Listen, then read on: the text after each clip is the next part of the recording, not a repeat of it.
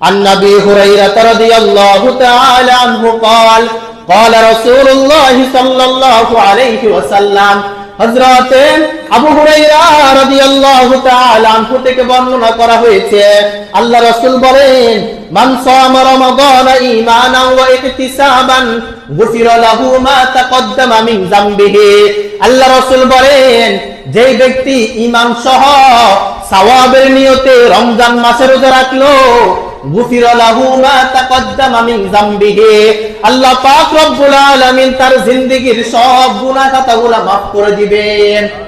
তাহলে ঈমান সহ কি সহ ভাই? ঈমান সহ সওয়াবের নিয়তে যে ব্যক্তি রমজান মাসে রোজা রাখলো গুফিরা লাহু মা তাকদ্দামা মিন যামবিহি আল্লাহ পাক রব্বুল আলামিন ওই বান্দার সমস্ত গুনাহ খাতাগুলো maaf করে দিবেন। তাহলে রমজান মাস রোজা রাখার দরকার আছে কিনা ভাই? দুই নাম্বার হাদিস হযরত আব্দুল্লাহ ইবনে ওমর রাদিয়াল্লাহু তাআলা আনহু থেকে বর্ণনা করা হয়েছে কয় দুইটা জিনিস কিয়ামতের ময়দানে আল্লাহর কাছে সুপারিশ করবে। কয়টা জিনিস ভাই? দুইটা জিনিস। এক নাম্বার হচ্ছে রোজা, দুই নাম্বার হচ্ছে কোরআন। দুই নাম্বার কি? কোরআন।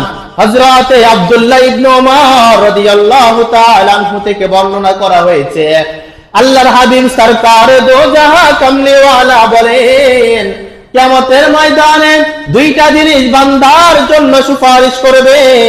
এক নাম্বার হলো রোজা, দুই নাম্বার হলো কোরআন।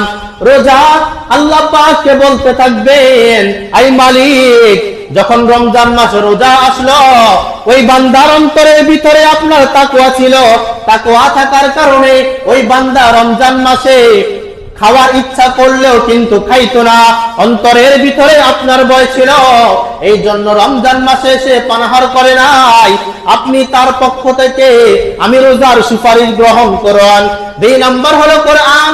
কোরআন বলতে থাকবে আই মালিক সে দিনের বেলা কষ্ট করে রাখলো আর রাতের বেলা কিয়ামুল্লাহ করলো, অর্থাৎ তারাবির নামাজ আদায় করলো, রাত্রি বেলা ঘুমাই নাই, কষ্ট করে তারাবির নামাজ আদায় করলো, তাহাজ্জুদের নামাজ আদায় করলো, আপনার মালিকের কালামুল্লাহ তেলাওয়াত করলো, আমার পক্ষ থেকে তার সুপারিশ গ্রহণ করুন। আল্লাহ পাক রব্বুল আলামিন রোজার সুপারিশ এবং কোরআনের সুপারিশ রোজার ব্যক্তিদের জন্য গ্রহণ করবেন।